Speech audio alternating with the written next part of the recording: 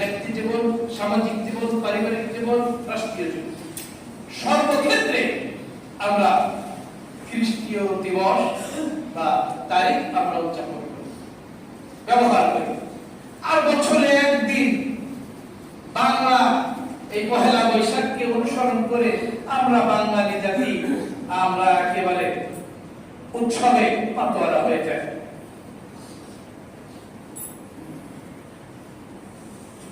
আসলে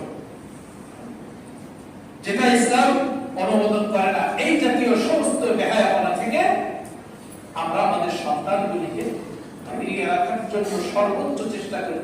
যদি না করি তাহলে আমরা দায়ুসে পরিণত হব।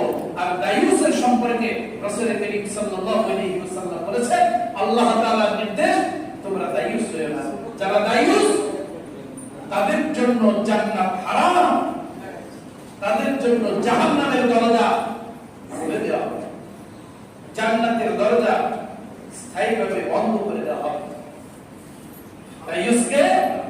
দায়ুসের সহজ সংজ্ঞা হচ্ছে যে ব্যক্তি তার স্ত্রী এবং সন্তানদেরকে অশ্লীলতা থেকে ফেরানোর জন্য সর্বোচ্চ চেষ্টা করে না এবং অশ্লীলতায় লিপ্ত হওয়ার জন্য সে তাদেরকে আরো উৎসাহ দেয়, একদিকে উৎসাহ দেয় আর একদিকে ফেরানোর চেষ্টা করে না, এই ব্যক্তি হচ্ছে দায়ুস। আর দায়ুসের জন্য জান্নাত হারাম, নিষিদ্ধ আসন। আমরা সেই দায়ুসের খাতায় যেন আমাদের নাম লিপিবদ্ধ না হয়, আসন এই অভিশাপ থেকে পরিত্রাণ পাওয়ার জন্য আমরা সর্বোচ্চ চেষ্টা করি।